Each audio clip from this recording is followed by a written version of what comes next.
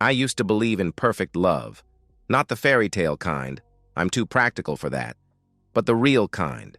The kind where two people choose each other every day, build something solid together, weather storms side by side. I thought Sarah and I had that. I was wrong about a lot of things. My name is James Carter, and this is the story of how my marriage died and how I buried it. 4 years ago, at my friend Liam's 30th birthday party in downtown Chicago, I saw her across the room and felt something shift inside my chest. Sarah Carter was laughing with friends near windows overlooking the city, her dark hair catching light from chandeliers above. She wore a simple red dress that somehow made every other woman disappear. When she smiled, it was like watching the sun come up. I'm not the guy who usually approaches women at parties. I'm the one who finds a corner with good Wi-Fi and checks work emails. Senior software engineer at TechFlow Solutions, specializing in back-end architecture. Basically, I speak to servers better than people.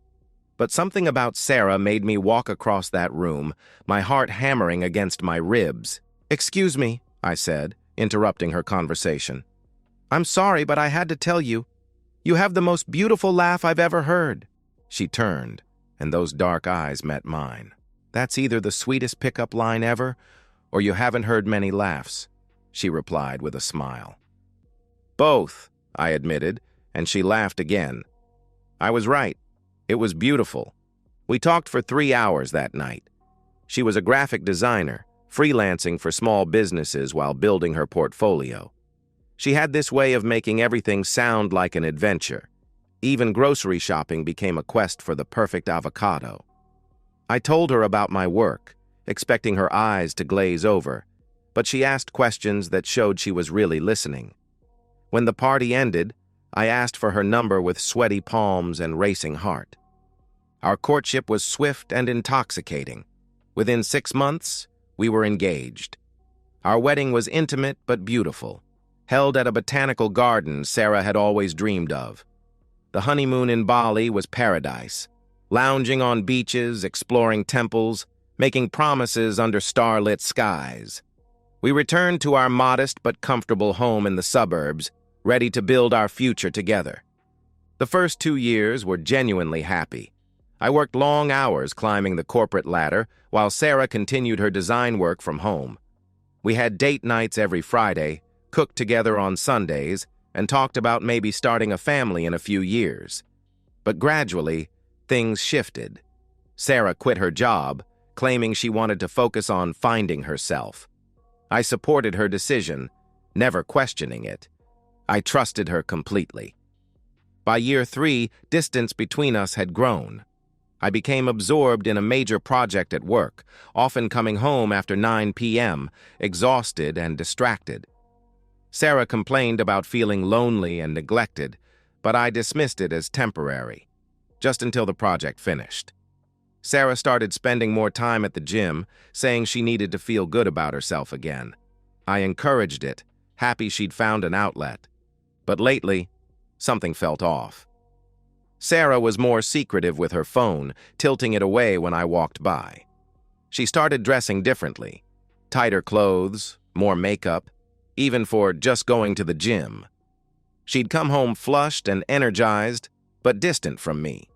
When I tried to initiate intimacy, she'd make excuses, headaches, exhaustion, not in the mood. It had been nearly 2 months since we'd been intimate.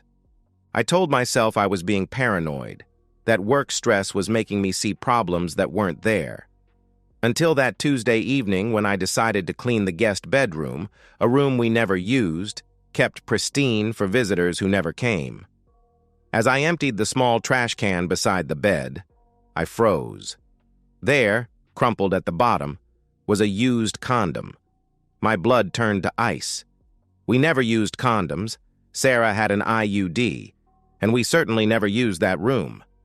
I stared at that condom in my hand, my mind racing. Who was in my house? How long had this been happening? And most chilling of all, what else had I missed while I was too busy being the perfect, trusting husband? Sleep didn't come that night. I lay beside Sarah, watching her peaceful face in darkness. wondering who she really was, the woman I married, or a stranger wearing her face. By morning, I'd made my decision. I needed concrete proof before I acted. I'm a software engineer. Solving problems through logic and data is what I do best. This would be no different. I started small. Over the next few days, I casually observed Sarah's patterns. She went to the gym every Monday, Wednesday, and Friday from 10 a.m. to noon. But when I secretly checked our credit card statements, there were no gym membership charges. I created a fake account and searched for the gym she claimed to attend, Elite Fitness on Maple Street. I scrolled through their Instagram, and there he was, Matthew Adams, personal trainer, with his perfect jawline and sculpted abs, posing in every other post. Comments from women filled each photo. My jaw tightened. I dug deeper. Sarah's phone records showed dozens of calls to an unknown number, often late at night when she claimed to be already asleep. Text messages were minimal. They were probably using a different app. Smart, but not smart enough. I ordered discreet security cameras online, choosing models small enough to hide in plain sight. I paid extra for rush delivery and cloud storage with live streaming capabilities. That weekend, Sarah mentioned visiting her sister. I seized the opportunity. Within 3 hours, I'd installed cameras in the living room, hidden in a bookshelf, master bedroom in the smoke detector, guest bedroom in the nightstand clock, and kitchen behind the microwave. I tested each one from my phone, ensuring crystal clear video and audio. The technology was perfect. The trap was set. But cameras weren't enough. I needed the perfect scenario, one where Sarah felt completely safe, completely free to do whatever she'd been doing. That Monday, I casually mentioned at breakfast, "I have to fly to Seattle for a work conference, leaving Thursday, back next Wednesday. Week-long thing." Sarah's eyes lit up for just a fraction of a second before she composed herself. "That's sudden," she said, but her voice betrayed her excitement. "Will you be okay here alone?" I asked, playing my role perfectly. "Of course," she smiled, touching my hand. "I'll miss you." I booked a hotel room 15 minutes from our house under a fake name, paying cash. I packed my suitcase Thursday morning, making a show of my departure. Sarah kissed me goodbye at the door, already dressed in her best athleisure wear. "Have a safe flight," she said. "Love you." "Love you too," I replied, the words tasting like ash in my mouth. I drove away, watching her in the rearview mirror as she immediately pulled out her phone. From my hotel room, I opened the app on my laptop and phone, syncing the live feeds. I ordered room service, settled into the chair, and waited. At 11:37 a.m., my phone pinged. Motion detected. I watched as Sarah opened the front door and Matthew walked in like he owned the place. They didn't even hesitate. Immediately kissing in the foyer, hands everywhere. My hands trembled as I gripped my phone. But I didn't move. Not yet. I watched them drink my expensive scotch, the bottle I'd been saving for a special occasion. I watched Matthew carry Sarah to the guest bedroom, the same room where I'd found the condom. I watched everything, recording every second to the cloud. The rage inside me was volcanic, but my mind was clear. I opened WhatsApp and created a new group, Family Emergency. I added Sarah's parents, Henry and Victoria Carter, her older brother Evan, and her 2 younger sisters, Ava and Natalie. My fingers hovered over the keyboard. Not yet. Timing was everything. At 12:15 p.m., as Matthew and Sarah lay naked in the guest bed, laughing about something I couldn't hear, I copied the live stream link, took a breath, and hit send to the group chat. The message was simple. "I'm sorry you have to see this, but you deserve to know the truth about Sarah." Then the link. My phone exploded with activity. The group chat lit up with confused messages, then shocked emojis, then furious all-caps texts. Within 90 seconds, Sarah's phone started ringing. I watched through the camera as she reached for it, saw her mother's name, and answered. I could hear Victoria's screaming even through Sarah's phone. Sarah's face went white. She dropped the phone. Matthew asked what was wrong. She couldn't speak. Sarah frantically searched the room for cameras, her hands shaking, her voice breaking as she tried to explain to her mother what was happening. Matthew was frozen, realizing he'd been caught in a trap. And I, watching from my hotel room, finally allowed myself a cold smile. Justice was coming. I sat in my hotel room, watching chaos unfold through multiple camera feeds. Sarah was crying hysterically, trying to cover herself with a sheet while simultaneously searching for cameras. Matthew had grabbed his clothes and was dressing frantically, his earlier confidence completely shattered. The WhatsApp group chat had exploded. Over 40 messages in 2 minutes. Victoria was demanding Sarah answer her phone. Henry had written, "How could you do this to James? To our family?" Evan's message was simpler. "I'm coming over. Don't you dare leave." Sarah finally located the camera in the nightstand clock. She ripped it out, smashing it against the wall, but I was already recording from 3 other angles. She ran to the living room, searching desperately, her face streaked with tears and mascara. Matthew followed, dressed but pale. "I have to go.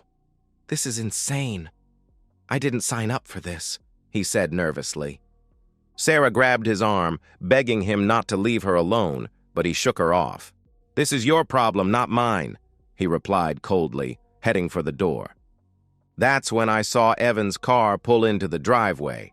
Sarah's brother was 2 years older than her, a construction contractor with arms like tree trunks and a protective streak a mile wide. I'd always liked Evan. He was honest, straightforward, and loyal, which was exactly why I'd added him to the group chat. Evan blocked the front door just as Matthew tried to leave. "Going somewhere?" Evan asked, his voice deadly calm. I checked my watch, 12:47 p.m. I closed my laptop, grabbed my car keys, and drove home. The 15-minute drive felt like both an eternity and an instant. My heart pounded, but my hands were steady. When I pulled into the driveway behind Evan's truck, I could hear shouting from inside the house. I walked in to find Evan holding Matthew by the collar, shoving him against the wall. Sarah was in the corner, wrapped in my bathrobe, sobbing. "James," she gasped when she saw me, her voice breaking. "James, I can explain." "Explain?" I replied, my voice ice cold. "Explain what, Sarah? Explain how you brought your lover into our home, into our bed? Explain how you've been f***ing him while I worked 60-hour weeks to give you everything you wanted?" My calm was more terrifying than any shouting could be. "Look, man, I didn't know she was—" Matthew tried to speak. "Shut up!" Evan snapped, slamming him against the wall again. "You knew exactly what you were doing." I looked at my brother-in-law. "Evan, I need you to understand something. I'm not angry at you for seeing that. I wanted you to see it. I wanted your parents to see it. Because Sarah would have lied. She would have twisted the story, made me the villain, and you would have believed her. So I showed you the truth. I saw enough. More than enough," Evan replied, his jaw tight. He looked at his sister with disgust. "You shamed our family, Sarah. You shamed yourself." Sarah collapsed onto the couch, her body shaking with sobs. I'm sorry. I was lonely. James was never home. You just decided to destroy our marriage instead of talking to me?" I interrupted. "You just decided to bring this piece of shit into our home, into the bed where we used to make love, and you thought you'd get away with it?" What happened next was fast and brutal. I threw the first punch, connecting with Matthew's jaw. Evan joined in, and together we unleashed months of rage and betrayal. Matthew tried to fight back, but he was outnumbered and outmatched. Within minutes, he was on the floor, bloodied, begging us to stop. Sarah was screaming for us to stop, but neither man listened. "Get out!" I told Matthew, my voice shaking with controlled fury. "Get out of my house! Get out of this city! If I ever see you again, I'll finish what we started." Matthew stumbled to his feet, blood dripping from his nose and mouth, and limped out the door. The sound of his car speeding away echoed through the quiet neighborhood. I turned to Sarah. "Pack a bag. You have 20 minutes. Then you leave, and you never come back. James, please, Sarah begged, reaching for me. We can fix this. We can go to counseling. I'll do anything. You had your chance, I said coldly. You made your choice. Now live with it. Evan pulled out his phone. Mom and Dad are on their way. You need to face them too, Sarah. As Sarah desperately threw clothes into a suitcase, her phone rang again. Her mother, her father, her sisters, all calling at once. She'd been exposed, humiliated, and now she was about to lose everything she'd taken for granted. And I, standing in the doorway with my arms crossed, felt nothing but cold satisfaction. The next 72 hours were a blur of lawyers, paperwork, and cold, calculated decisions. I sat in my attorney's office Monday morning, presenting evidence I'd collected: videos, time-stamped recordings, credit card statements, phone records, and the live stream now saved in multiple cloud accounts. My lawyer, Margaret, was a ruthless divorce attorney with a reputation for destroying unfaithful spouses in court. She watched the footage with neutral expression, then looked at me. This is airtight, she said matter-of-factly. She won't get a dime. I filed for divorce that afternoon, citing adultery with documented proof. In our state, infidelity affects asset division, and Margaret ensured the petition included every damning detail. I also changed all locks on the house, canceled Sarah's credit cards, and removed her from our joint bank account, all legal since I'd opened accounts before marriage and she'd simply been added. Sarah's calls and texts flooded my phone, but I blocked her number. She tried emailing. I filtered those too. She was erased. Sarah, meanwhile, was living in a nightmare. She'd fled to her childhood home expecting sympathy, but found only judgment. Her mother, Victoria, refused to hug her, couldn't even look at her. Her father, Henry, a traditional man who valued family honor above all else, told her she'd brought shame on the Carter name. "We raised you better than this," he said, his voice breaking. "How could you disrespect your marriage? Disrespect James, who gave you everything?" Sarah tried to explain the loneliness, the neglect, the need for attention, but her excuses fell flat. "You could have divorced him with dignity," Victoria snapped.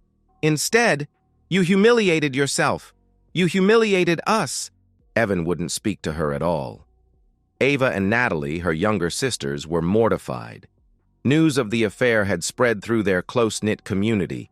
The Indian diaspora in their suburb was small, and gossip traveled fast.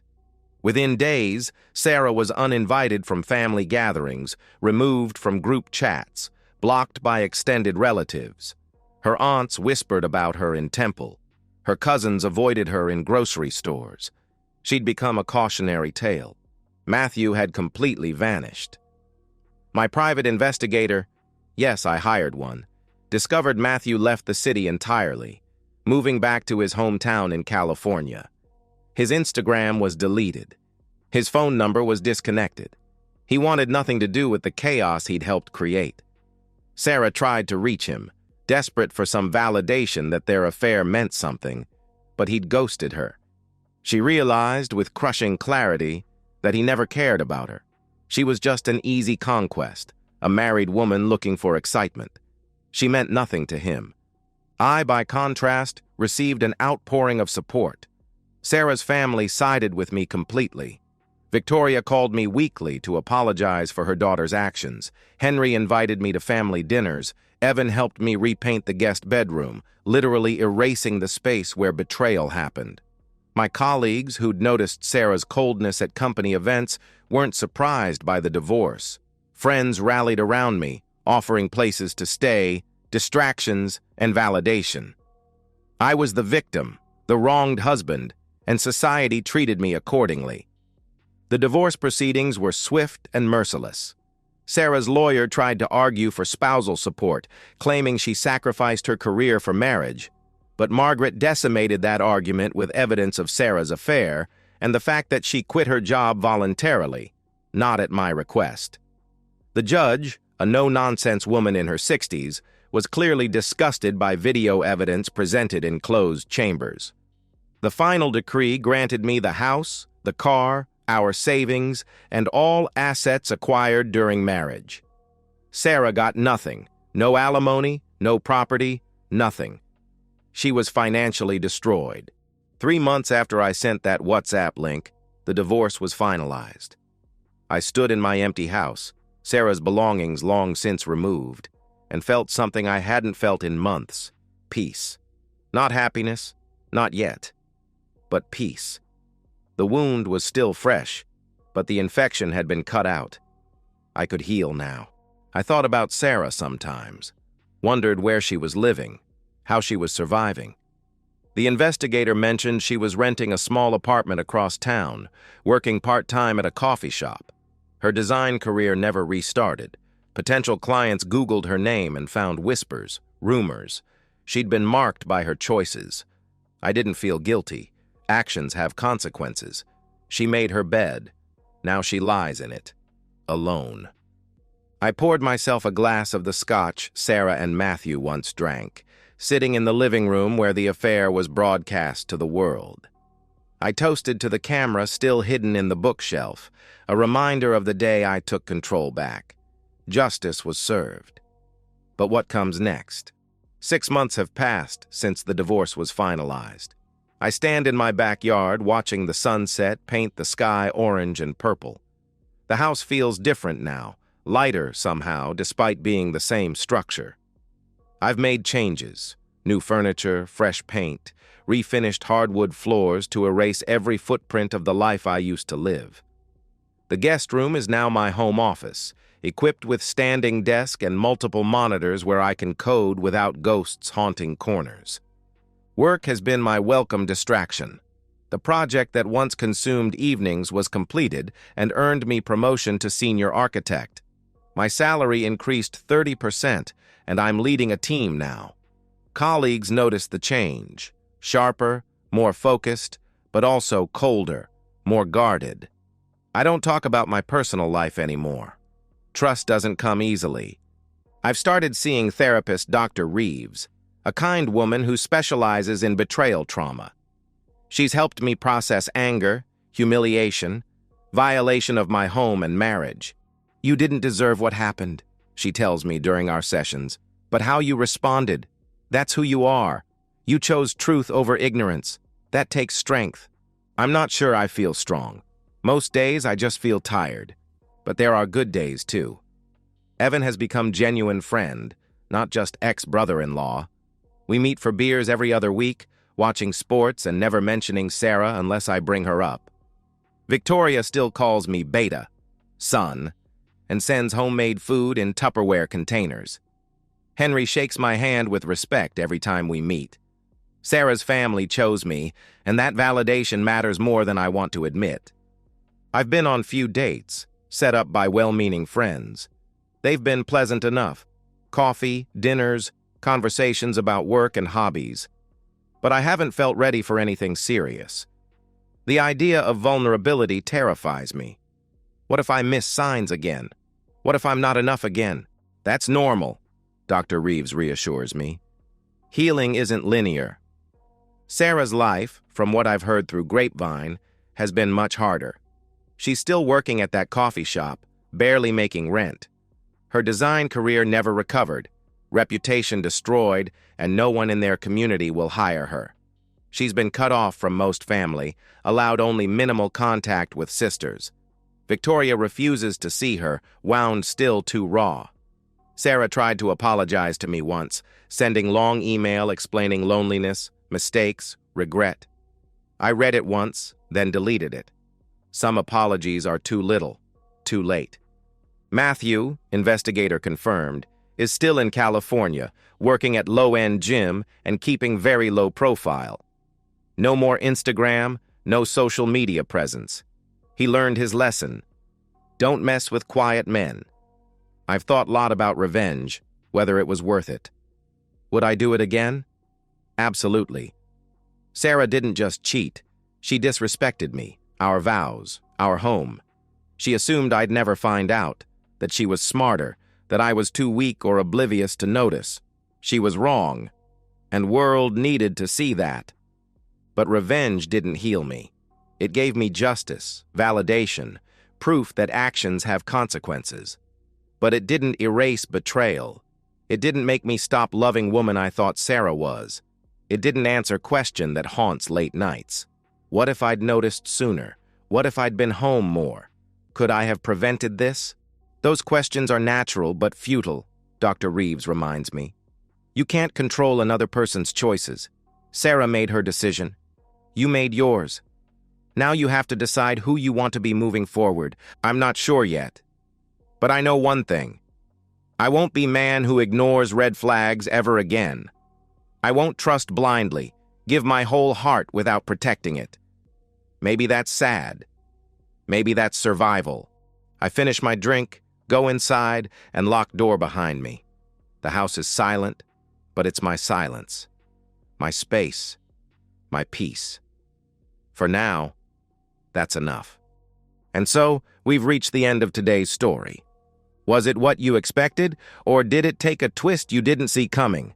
I'm curious to hear your thoughts. Share them in the comments below, and let's get a conversation going. If this story kept you hooked, make sure to hit that like button. And if you're new here or just haven't subscribed yet, now's the perfect time to join our community.